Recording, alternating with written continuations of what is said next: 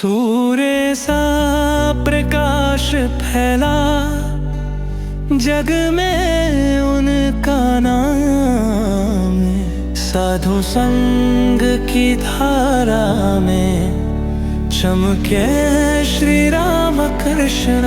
रामकृष्ण वचनामृत episode number 71 71 क्रमशः number 4। शीर्षक श्री रामकृष्ण और निराकारवाद। विश्वासी सब कुछ है। मणिलाल। श्री रामकृष्ण से उपासना के समय उनका ध्यान किस जगह करेंगे? श्री रामकृष्ण हृदय तो खूब प्रसिद्ध स्थान है, वहीं उनका ध्यान करना। मणिलाल निराकारवादी ब्रह्म है। श्री रामकृष्ण उन्हें लक्ष्य कर कहते हैं। कबीर कहते थे, निर्गुण तो है पिता हमारा और सगुण महतारी, काको निंदो काको बंदो दोनों पल्ले भारी। हलधारी दिन में साकार भाव में और रात को निराकार भाव में रहता था। बात यह है कि चाहे जिस भाव का आश्रय करो, विश्वास पक्का होना चाहिए। चाहे साकार में विश्वास करो, चाहे निराकार में, परंतु वह ठीक होना चाहिए।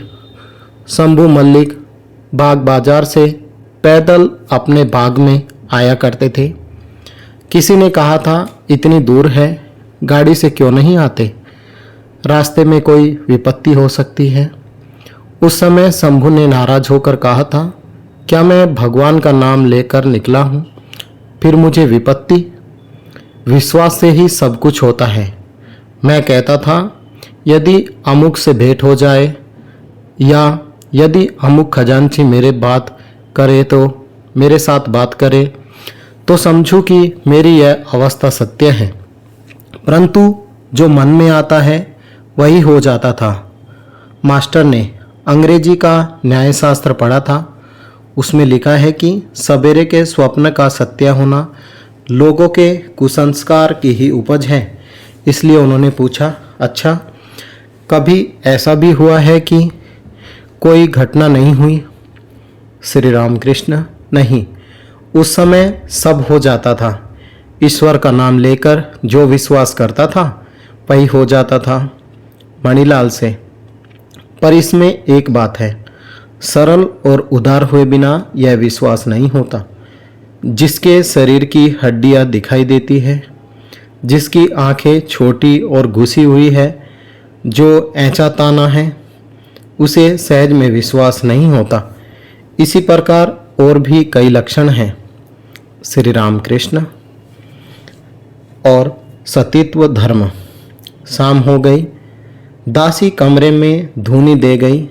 मणिलाल आदि के चले जाने के बाद दो एक भक्त अभी बैठे हैं। कमरा शांत और धूने से सुवासित है। श्री रामकृष्ण अपने छोटे तख्त पर बैठे हुए हैं, जगन माता का चिंतन कर रहे हैं। मास्टर और राखाल जमीन पर बैठे हैं। थोड़ी देर बाद मथुर बाबू के घर की दासी भगवती ने आकर दूर से श्री रामकृष्ण को प्रणाम किया। आपने उसे बैठने के लिए कहा। भगवती बाबू की बहुत पुरानी दासी हैं, बहुत साल से बाबू के यहाँ रह रही है। श्री रामकृष्ण उसे बहुत दिनों से जानते हैं।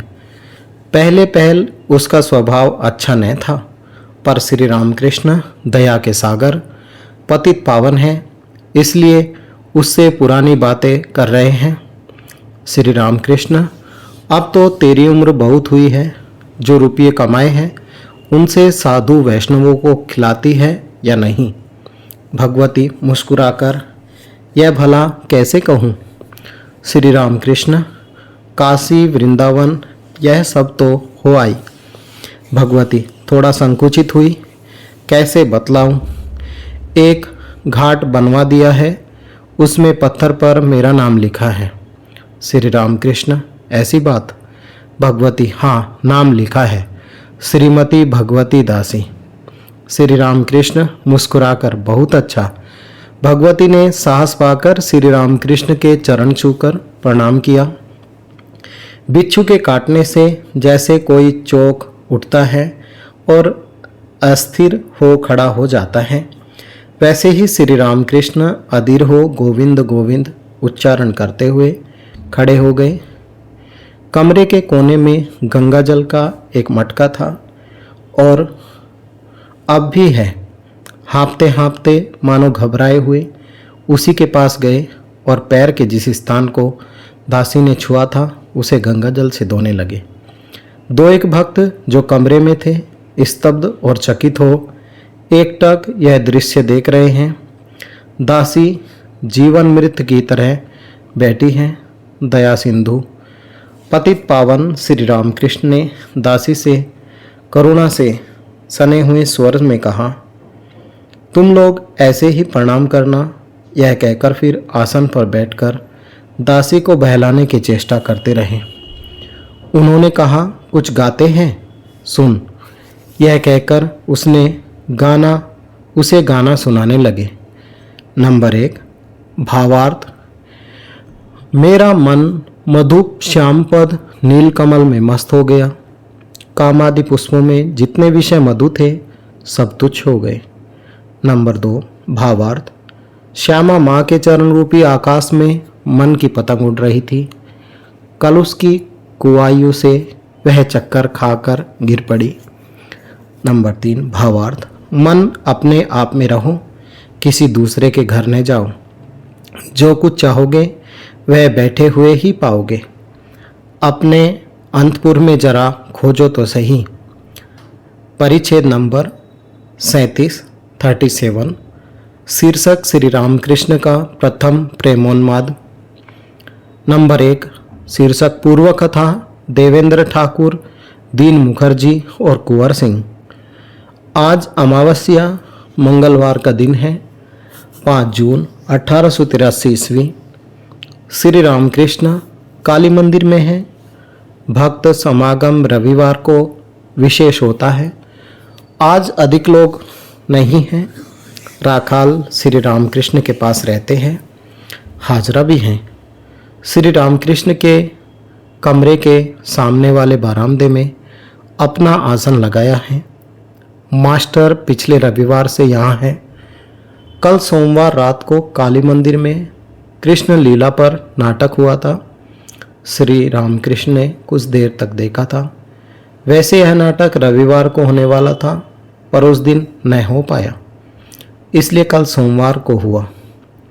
दोपहर को भोजन के बाद श्री रामकृष्ण अपने प्रेमोन्माद की अवस्था का वर्णन कर रहे हैं। श्री रामकृष्ण मास्टर से कैसी हालत बीत चुकी है। यहाँ भोजन न करता था। वारानगर या दक्षिणेश्वर या आर्यदह में किसी ब्राह्मण के घर चला जाता और जाता भी देर में था। जाकर बैठ जाता था पर बोलता कुछ नहीं। घर के लोग पूछते तो केवल कहता, मैं यहाँ खाऊंगा, और कोई बात नहीं करता। आलम बाजार में राम चटर्जी के यहाँ जाता। कभी दक्षिणेश्वर में सावर्ण चौधरी के मकान पर जाता। उनके यहाँ खाया तो करता था पर अच्छा नहीं लगता था। उसमें कैसी गंध आती थी। एक दिन हट कर बैठा। देवेंद्र नाथ ठाकुर के घर जाऊंगा। मथुर बाबू से कहा, देवेंद्र ईश्वर का नाम लेते हैं, उनको देखना चाहता हूँ, मुझे ले चलोगे? मथुर बाबू को अपनी मान मर्यादा का बड़ा अभिमान था। वे अपनी गरज से किसी के मकान पर क्यों जाने लगे। आगा पीछा करने लगे। बाद में बोले, अच्छा देवेंद्र और हम एक साथ पढ़ चुके हैं, चलिए आपको ले चलेंगे। एक दिन सुना कि दीन मुखर्जी नाम का एक भला आदमी बागबाजार के पुल के पास रहता है, भक्त है। मथुर बाबू को पकड़ा। दीन मुखर्जी के यहाँ जाऊंगा। मथुर बाबू क्या करते, गाड़ी पर मुझे ले गए।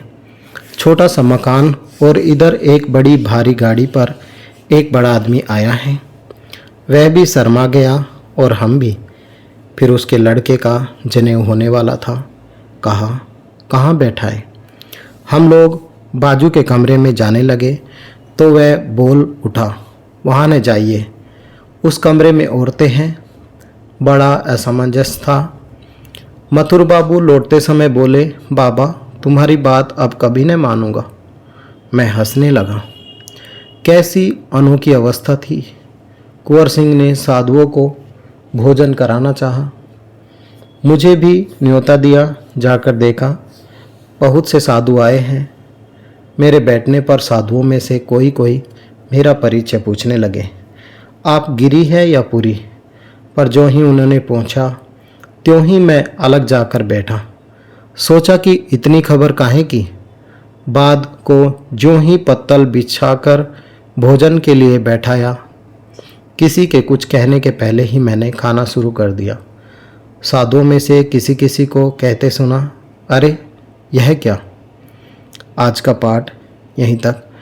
ओम निरंजनम नित्यमनंतरूपम भक्तानुकंपा धृत विग्रहं वे ईशावतारं परमेशमिड्यं तम रामकृष्णं शिरसा नमामि। जय श्री राम कृष्ण।